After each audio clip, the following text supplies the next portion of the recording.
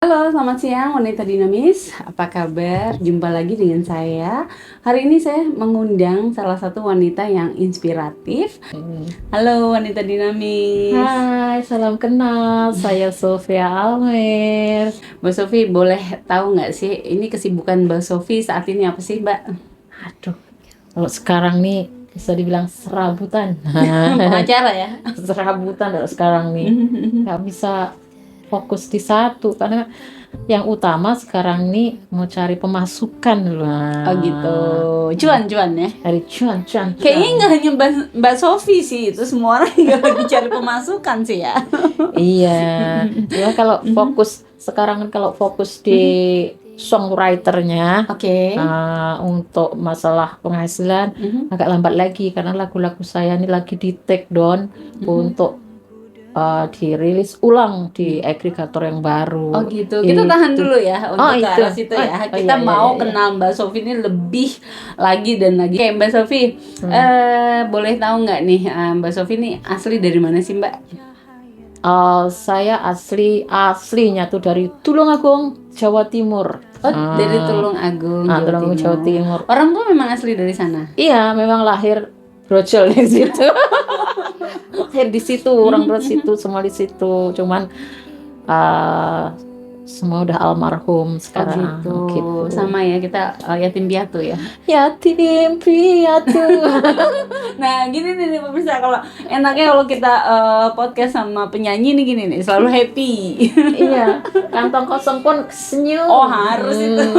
Senyum bahagia, tanda bersyukur. Betul. Mbak Sofi ini lagi kayak adventure ya, adventure atau apa nih di Bogor nih Mbak Sofi? Sedih bilang apa ya? Gimana ya? Bisa diartikan terserah lah bagaimana artinya. Ini Tapi di Bogor udah lama tinggalnya? Ini sebenarnya ceritanya tuh panjang ya Allah, Oh ya gitu, Robbi. ya Allah. Kalau sahabat semua tahu sejarah perjuangan saya, kenapa sana sini nggak jelas. Oh Itu gitu. kalau tahu mungkin, seperti itu. Ini gunanya wanita dinamis, kita berbagi cerita untuk berbagi pengalaman. Siapa tahu ada inspirasi yang bisa pemirsa wanita dinamis di sana ini bisa belajar banyak nih. Karena kan kehidupan ini penuh dengan lika-liku. Betul? Hidup penuh liku-liku. Semua jadi aku. Iya. Mbak Sofi ini kan kita ketemu nih dengan profesi sebagai pencipta lagu. Kita bahas pencipta lagu ya. Oke. Mbak Sofi, sudah berapa lama sih Mbak Sofi ini berkecimpung di industri musik sebagai pencipta lagu? Kalau sebagai pencipta lagunya tuh tidak sengaja itu tiba-tiba di waktu zaman corona. Oke. Basic yang terbesar saya itu waktu zaman muda itu bukan di pencipta lagu ataupun bukan penyanyi juga. Jadi basicnya itu waktu saya tinggal di Malaysia, saya masuk kelas seniman. Nah dari kelas seniman tuh ada teater, tari dan sebagainya lah. Dari situlah bermulanya dunia entertain. Kenapa saya nekat seni pacaran itu? Kita itu kan perantau di negeri orang. Kenapa saya nekat? Karena menurut orang Malaysia waktu itu, orang Indonesia loh kerjanya bisanya kerja kasar. Oh gitu. Bisanya TKW. Kerja pokoknya kasar-kasar. Menurut mereka seperti itu. Saya membantah. Oke. Oh tidak, saya pinter. Bagaimana? Kita buktiin. Di mana kaki berpijak di situ langit dijunjung. Nah, karena saya tuh orang Indonesia yang bahasanya apalagi orang Jawa tuh medok ya. Bagaimana kita menyesuaikan diri di tempat yang baru? Saya harus fasih bahasa Melayu. Hampir 100% mereka tidak curiga bahwa saya Indonesia apalagi Jawa. Oh gitu. Iya. Karena logat Malaysianya udah kelihatan ya. Ini setelah lebih 20 tahun nih. Oh gitu. Kalau dulu super fasih.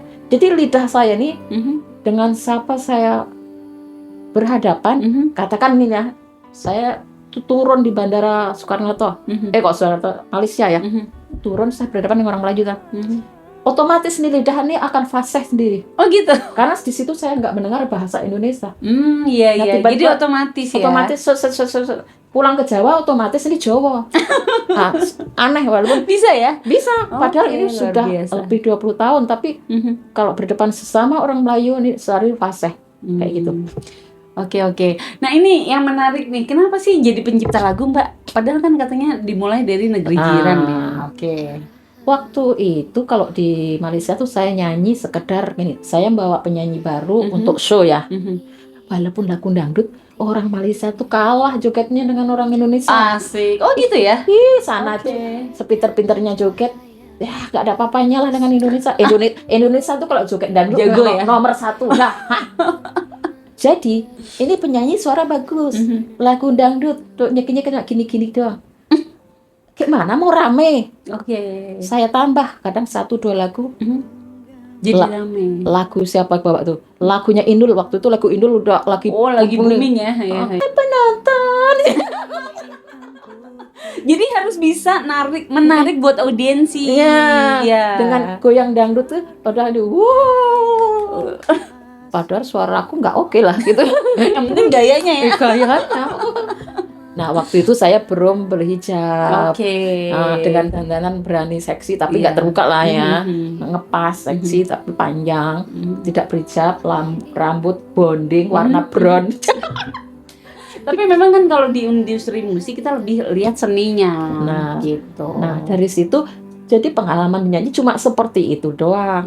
Pas giliran di Jakarta ini, jadi kenapa tiba-tiba menciptakan lagu? Saya kan waktu itu mulai buka manajemen sendiri, sewa tempat, lengkapi alat-alat dan bisa untuk rekaman. Motif untuk waktu buka kantor tuh mau kerjasama dengan mantan talent saya Malaysia yang mau membawa penyanyi baru bikin video klip di Jakarta. Oh iya, jadi kerjasama antar negara ya. Rencana seperti itu. Jadi akhirnya kan jadi bukan video klip itu bukan kami yang buat, tapi kita ini ke orang buat. Kita ngambil untung aja lah gitu. Rencana gitu. Jadi beranilah ini modal yang ada itu gunakan. Persiapan 3 bulan dah baru siap, tiba-tiba corona datang. Saya pikir corona ya mungkin 2-3 bulan lah. Iya, ternyata bertahun. Disitulah modal habis, setiap bulan bayar kontrakan juga. Saya datangkan si operator saya nih dari Tenggarong Kaltim.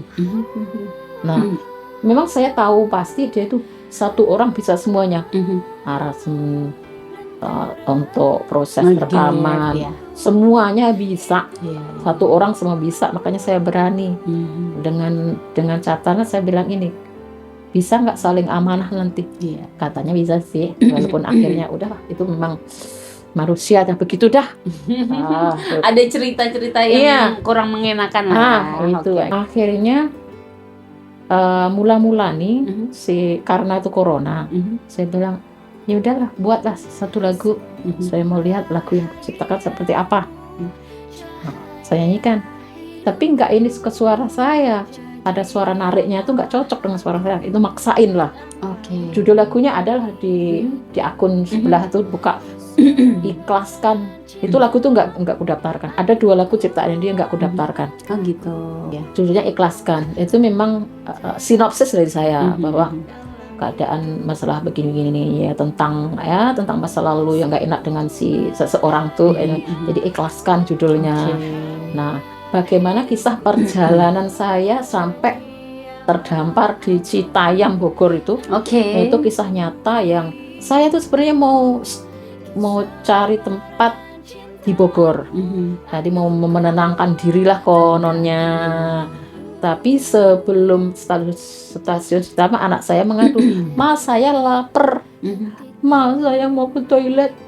Terpaksa lah turun di stasiun Citayam. Seumur hidup saya baru itu pertama kali. Gitu. Belum pernah, juga nggak kenal siapapun. Turun di situ. Setelah turun di situ, kebetulan udah waktu zuhur, saya cari musola, dan setelah itu anak saya bilang gini, "Ma, terus kita kemana lagi?" Lah, saya juga bingung. Kan rencana mau ke Bogor, tapi udah kecapean. Jadi benar-benar adventure banget ya itu ya? Saya bilang, nggak tahu, Mama pun juga bingung, nggak juga macam. Jadi dalam lagu judulnya Mama Jangan Menangis Lagi itu, Berdasarkan kisah Kisah nyata itu. yang itu. Nah, Oke. jadi ketika anak saya melihat mamanya tiap hari hampir tiap hari menangis Iya. di saat kebingungan. Nah, akhirnya satu lirik itu 50% kata-kata anak saya yang saya rangkum dan dinyanyikan anak saya sendiri. Oh gitu. Nah, itu mula-mulanya. Terus Sedih banget dong ya. jadi bagaimana sampai terdampar di Citayam itu saya pulang bikin video klip sederhana. Jadi kami bawa tas pakaian ya, tas pakaian. Terus di Citayam, terus kami makan di Serambi, di teras, makan nasi bungkus. Pas itu kita ke musola, pas itu nongkrong di depan stasiun itu, orang duduk-duduk situ. Habis itu anak saya pernah bilang ini, Ma, pengen ngitung kereta lewat di dekat rel sana tuh, Ma. Yaudah, saya ikutin. Kami nongkrong lah di pinggir rel itu yang agak tinggi tempatnya. Dari situlah itu anak saya ngitung dalam 1 jam berapa kereta lewat dihitungin. Itu beneran dihitung ya? Iya.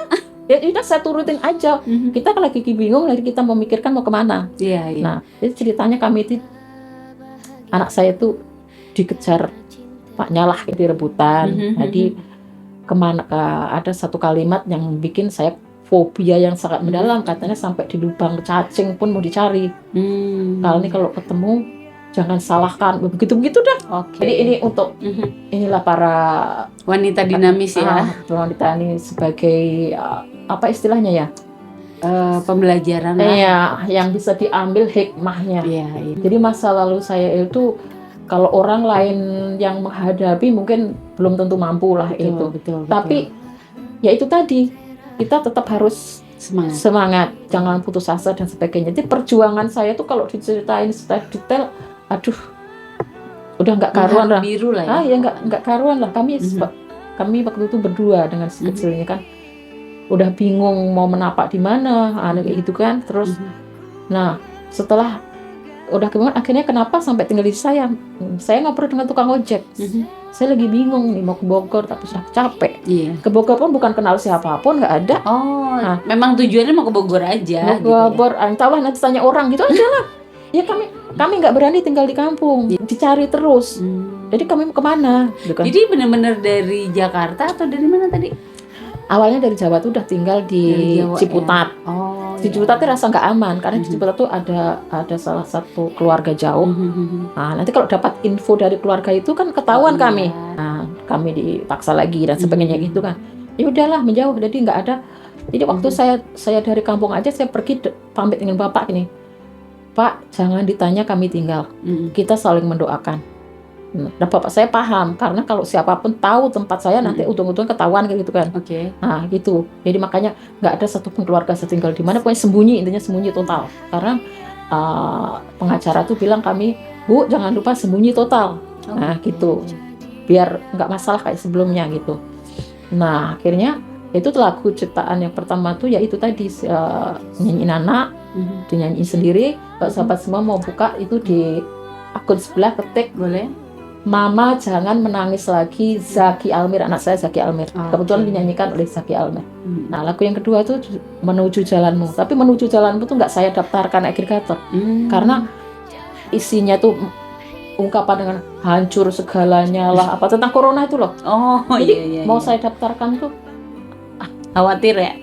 Maksudnya kan sekarang kan bukan musim selektif, nggak musim corona lagi gitu loh.